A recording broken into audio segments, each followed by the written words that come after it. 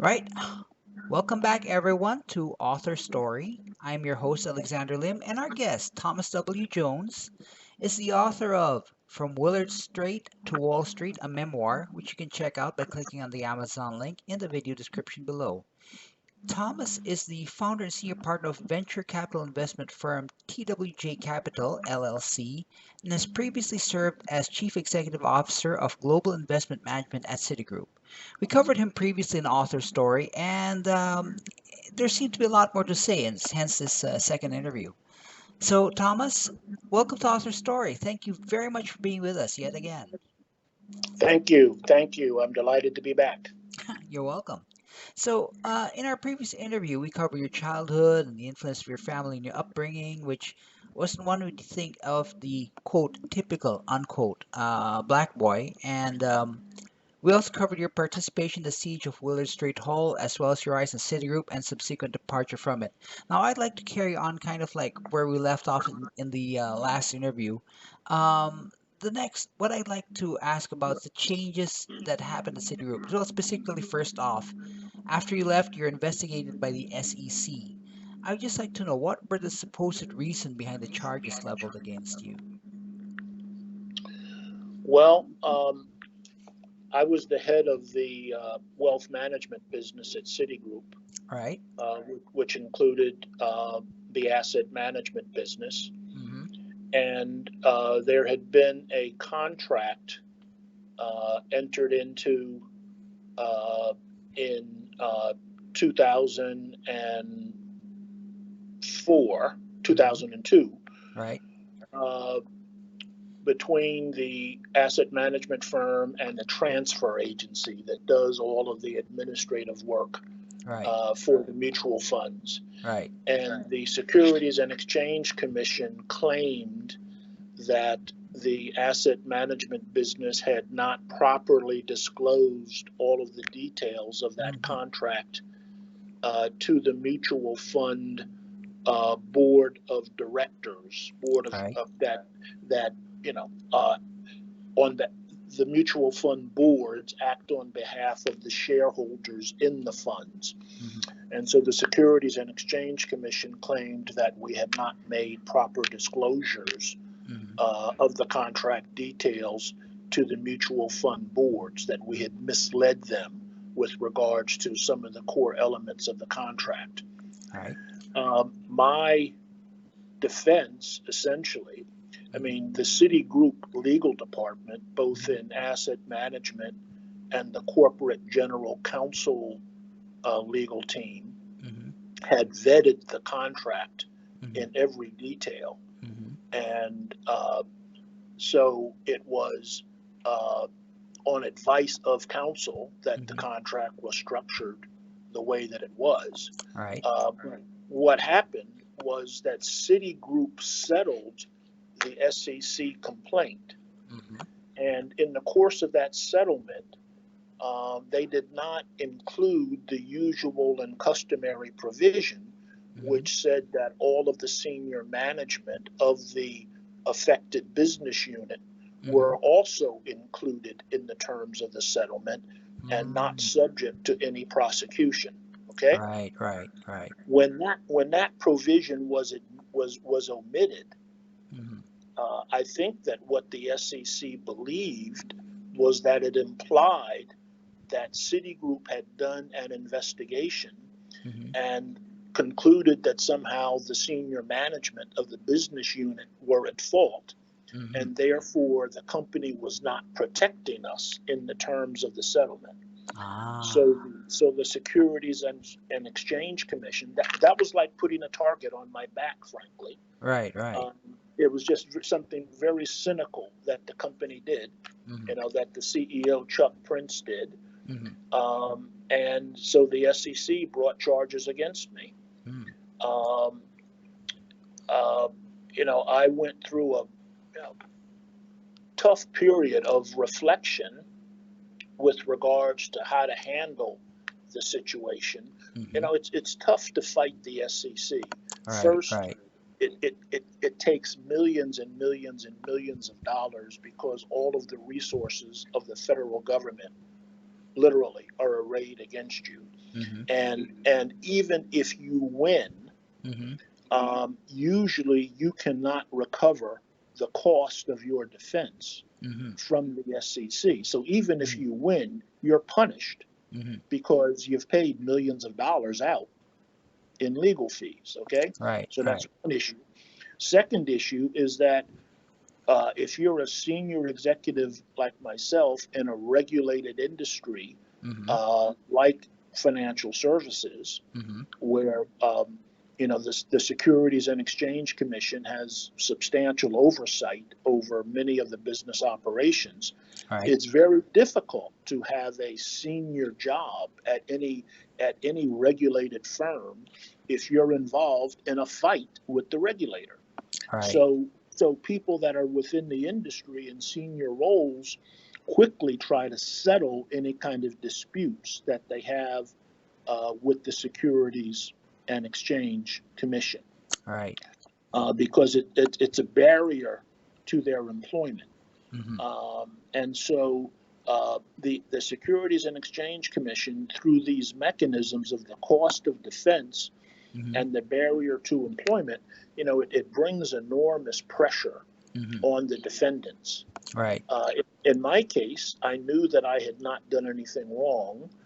I knew that everything we had done had been blessed by the Citigroup legal department, Mm-hmm. and so I decided to fight the charges. Mm-hmm. And it took me 8 years. It was an 8-year battle, Mm-hmm. but I won. The Mm-hmm. charges were eventually thrown out of court. Mm-hmm. Um, but it took 8 years Right. um, and enormous resources. Right. And and you know, I have to ask because you did mention that a lot of senior managers would have settled, yet you chose to fight this thing to clear your name. Why? Why did you settle? Why did you choose to fight this? Point of honor. It's a point of Okay. honor. It's my personal moral code. Mm-hmm. I did not want the people that had worked for me over the years to feel like they had worked for a person who was in any way dishonest or immoral. Mm-hmm. Um, and uh, even the slightest slap on the wrist was unacceptable to me if it Mm-hmm. implied that I had somehow done something wrong. It's just Right. my personal moral code, Right. and I had to fight for my honor and my integrity. Right. Right. And I guess it eventually worked out because, as you mentioned, the charges were thrown out. Yeah, it was thrown out of court, but it was an enormous.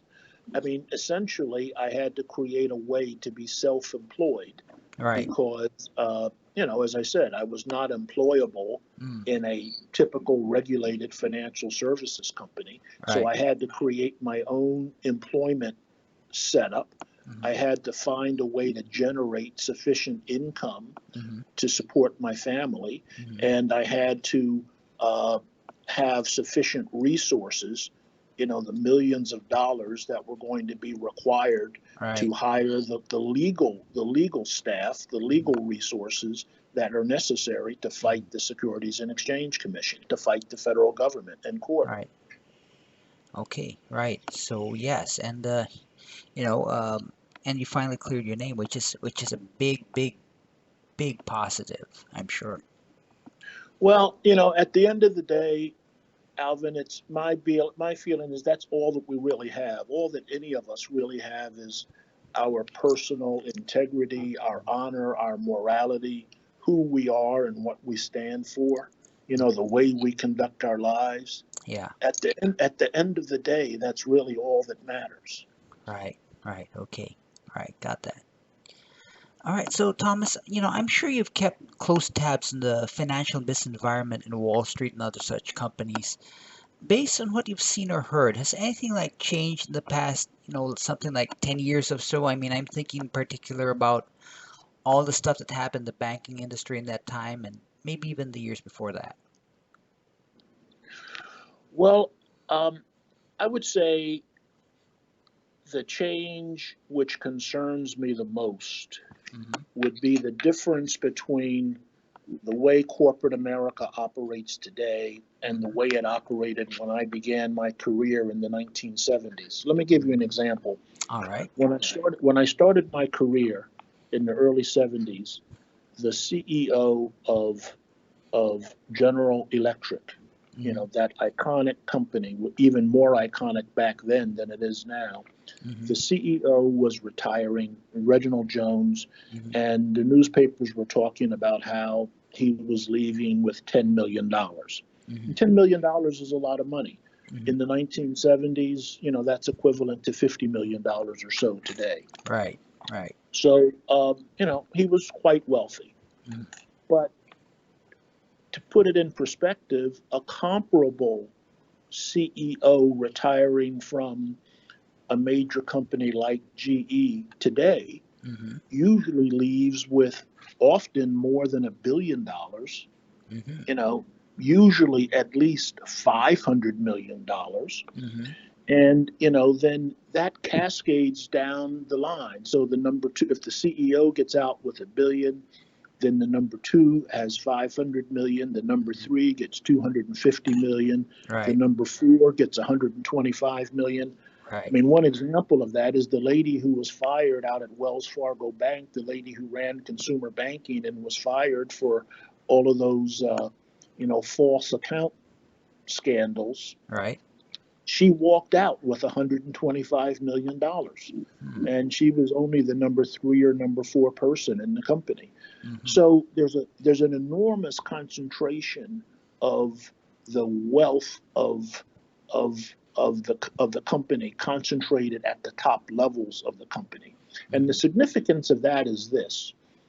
Back in the 70s, many Americans thought that if you worked at a company like General Electric, a major American corporation, Mm-hmm. it was a lifetime employment opportunity, a career employment opportunity, Mm-hmm. that you were going to receive very generous medical benefits and you were going to receive very generous retirement benefits. Mm-hmm. Typically, people left, they had defined benefit pension plans, Mm-hmm. and those pensions were designed to replicate, to deliver approximately 65% of the retirees' final level of earnings at the company. Mm-hmm. The calculation being that two-thirds of your earnings level was sufficient to sustain your standard of living in retirement because you would simplify Mm-hmm. your patterns a little bit. You didn't have children to pay for, and Right. you didn't have work expenses and things of that sort. Right. And those pensions would be guaranteed by the company. Mm-hmm. Now, what happened was that, so that was a corporate America that was what was considered to be kind of benevolent capitalism. Mm-hmm. In the 1980s, there was a phenomenon which started out as, the leveraged buyout operators. Mm-hmm. They're now called private equity guys, but Mm-hmm. it was the it was the corporate raiders who would buy companies, take control of companies, and strip out the cost, Mm-hmm. increase the cash flow, Mm-hmm. and then resell the company, which would Mm-hmm. get a higher price based upon the higher cash flow. And so the most famous example of this was probably the Nabisco, the takeover of Nabisco Mm-hmm. by KKR. But it Mm-hmm. was a widespread phenomenon. And, there was a famous guy, Michael Milken, Mm-hmm. who created the junk bond financing mechanism that often financed the corporate raiders. Mm-hmm. And so in the 1980s, there were headlines of people like Michael Milken making hundreds of millions of dollars a year. Mm-hmm. And some of these corporate raiders from firms like KKR, Mm-hmm. Kober, Kravitz, and Roberts, making hundreds of millions of dollars a year. Mm-hmm. And you could just see the impact in terms of the mentality of corporate America, Mm-hmm. where it was clear that many CEOs began to think, gee, if the raiders are coming after me, Mm-hmm. and and attacking my company, trying to take away control of my company. Mm-hmm. And then what they do is just strip out the cost. Mm-hmm. And the biggest cost in a company is usually head count, so it's jobs, Right. and then it would be the medical benefits, and then it would be retirement benefits. Mm-hmm. So they strip out those costs Mm-hmm. and they resell the company, and they walk away with hundreds of millions of dollars. Mm-hmm. So you could just see corporate CEOs kind of thinking, gee, if that's what people are going to be rewarded for, I Mm-hmm. can do that too. Right. And so the whole mentality at the top of many companies shifted to, cutting cost, Right. cutting costs in the name of, shareholder return, Mm-hmm. shareholder efficiency, but cutting headcount, cutting benefits. So today, what you have is a situation where, um, most people who retire from an American corporation have a defined contribution retirement plan. It's a 401k. Mm-hmm. It's no longer a defined benefit Mm-hmm. plan that's replacing 65% of their pre retirement income. As you know, medical benefits have been trimmed and employment levels have been trimmed. Mm-hmm. And so this is the source. This has happened not only in white collar America, but it's happened across blue collar America. Mm-hmm. And it's the phenomenon that now leads to kind of the malaise that you see in America, where Mm-hmm. so many people feel like they're not keeping up.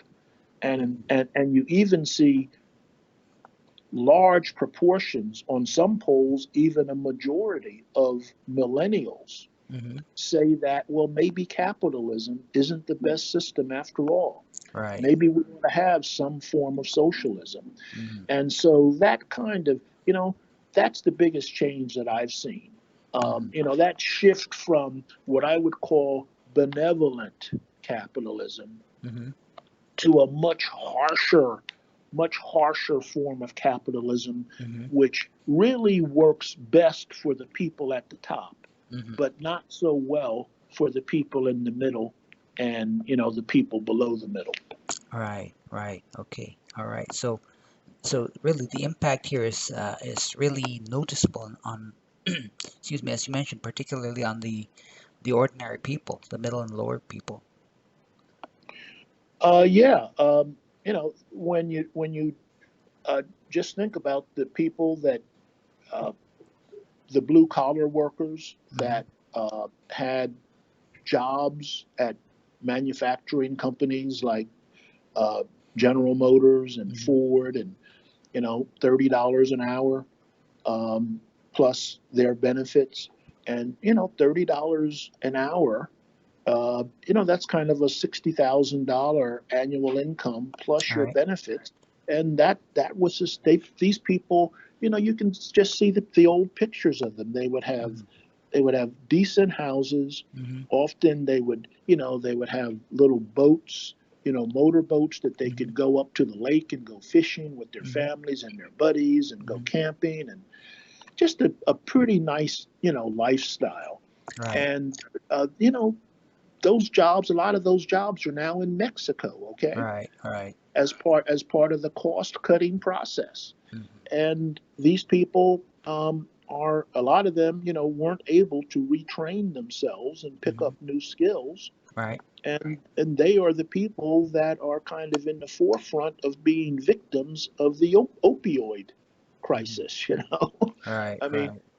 um, they have lost their anchor in life, and it's just very tragic.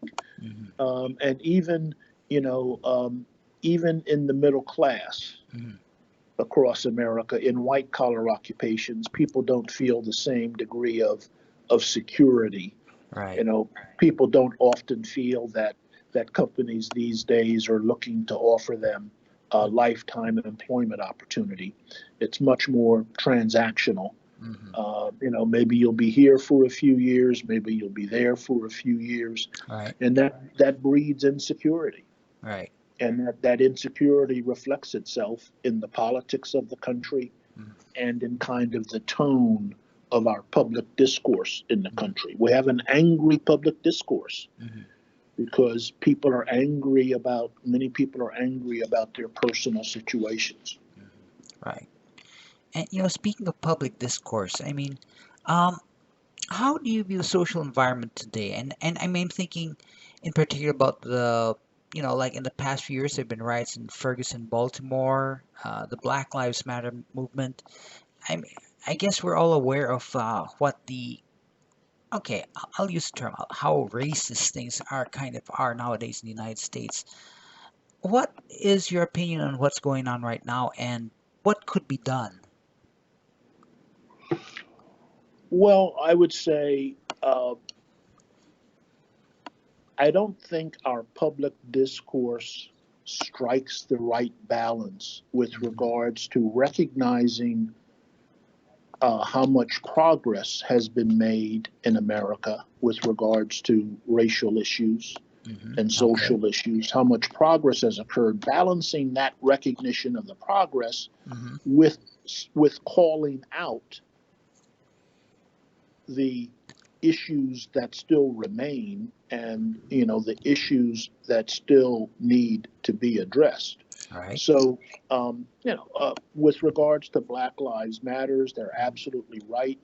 Hmm. With regards to police violence against unarmed black men, but the truth is that those kinds of incidents were 50 times more frequent 50 years ago and Hmm. 100 times more frequent 100 years ago.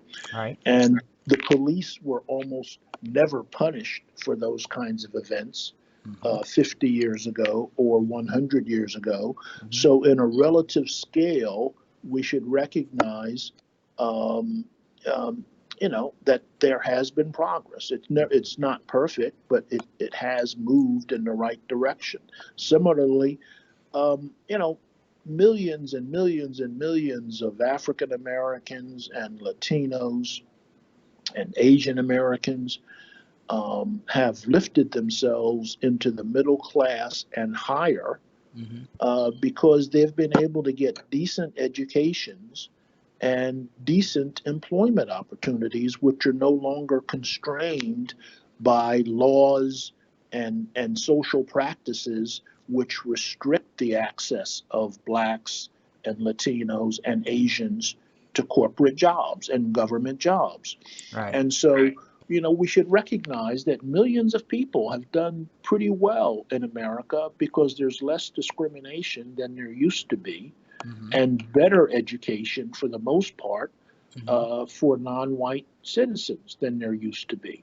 Hmm. We should recognize the good that has happened, even as we also recognize that, there still is employment discrimination Hmm. and there still is a difference in the quality of education that's available to, let's call it, upper middle class and upper class Americans versus the quality of education that's available to those lower down the scale. Hmm. And, let me give you an example there because I think this is really important. Okay. Arguably, the most significant thing that this country could do to improve opportunity for everybody, regardless of race or ethnicity. The most significant thing we could do is give everybody access to high quality educational opportunity. Hmm. But what happens, our current system for K-12 education, Hmm. is that it's funded for the most part by local property taxes, Hmm. which means that it's the ability of local communities to raise the money for education, usually through real estate taxes, Hmm. that determines the level of resources available in a given community. Hmm. Uh, and, you know, usually wealthier people cluster together into higher income communities. Hmm. And so you have places like Greenwich, Connecticut, and New Canaan, Connecticut, and Darien, Connecticut, Hmm. which have extraordinarily good public education systems, which Hmm. are funded by local property taxes. Hmm. But 15 miles away, you have Bridgeport, Connecticut, Mm-hmm. where the tax base is very weak. Mm-hmm. And so, therefore, the funding for the school system is pretty weak. Mm-hmm. And so, and Bridgeport is predominantly black public school system. And so, those kids realistically don't come out of that school system with anywhere near the kind of educational preparation that occurs just down the road Right. in Darien and New Canaan and Greenwich. Right. And so that perhaps is one of the biggest barriers we currently have Mm-hmm. to social progress. And I think that's where I would focus my attention in terms of how America, could move forward Mm. with regards to social equity. Right. Right. Okay. Okay. Now, you're presently involved with the foundation. Can you tell us what this foundation is all about? Well, it's actually I have a fund which is an investment fund. Oh, okay. Uh, okay, for we invest in startup businesses. Mm-hmm. Uh, uh, you know, s- Startup companies, early stage companies, and I love it because uh, the energy and creativity of these people that are trying to create new businesses, it's just contagious. It's just Mm-hmm. joyful to be around these people. Right. And, in many respects, this process, this entrepreneurial energy, Mm-hmm. is what really is the secret sauce that makes America more successful economically Mm-hmm. than really any other country around the world. Mm-hmm. So my investment fund works with these startup companies, Mm-hmm. trying to identify whether they have a product that really solves some significant problem. Mm-hmm. What problem does it solve? What's the value that's created as that product solves the problem? So, Mm-hmm. what would the customer be willing to pay Right. for that product? Right. And then trying to figure out, what's the market opportunity? What's the size of the market that this product might appeal to?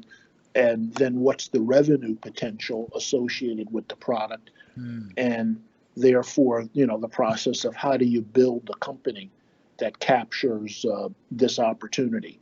Right. And so I've been doing that for the last 15 years, Mm-hmm. and just it's very, very, very enjoyable. Cool. Fantastic. Great. Okay, so Tom, again, this interview is winding down. So, in the last few minutes of this interview, is there anything you'd like to share to inspire listeners? Well, I would emphasize on the broader uh, theme of let's have a positive message, a message of hope with regards to America. We've come so far as a country from where we used to be Mm-hmm. that we ought to give credit Mm-hmm. for what's been accomplished, be proud of what's been accomplished, All right. even as we recognize we still have a ways to go. But Mm-hmm. let's be proud of how far we've come, and and therefore come together as a country. Mm-hmm. Then I would also emphasize on the personal side, I would just emphasize the message which we talked about in the first interview. This message of give yourself a personal gift of 100% effort All to right. achieve your highest potential. That's the greatest gift that you can give to yourself. And you do not know what you are capable of achieving until you give 100% effort to do your best Mm-hmm. at whatever it may be. Mm-hmm. It could be a business, it could be the theater, it could be music, uh, could be sport, whatever the field is Mm-hmm. that captures your interest, give 100% effort, uh, because you're going to feel so good about yourself. It's what's called self-actualization, Mm-hmm. knowing that you've achieved your highest potential, and that discipline of doing your best every day becomes a way of life. Mm-hmm. And when you live your life that way, Mm-hmm. every day trying to do your best, that's such a positive dynamic.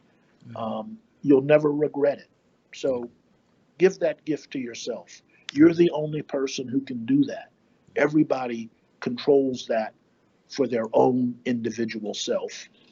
We all have the capacity to do that for ourselves, and we should. It's a wonderful gift. Nice, nice. All right then. So in closing then, the book is From Willard Straight to Wall Street, a memoir. The author is our guest, Thomas W. Jones, and you can find his book on Amazon. So Thomas, thank you very much for being an author story yet again. And I must say, yet again, it was very inspiring speaking with you. Thank you, Alvin. I really enjoyed it. Cool. So everyone, check out From Willard Straight to Wall Street, a memoir, and feel free to explore our channel and check out all the great authors and books which are on and which will be on the future. And of course, go ahead and subscribe if you want. So catch you guys all next time on Author Story with another fantastic author and their book.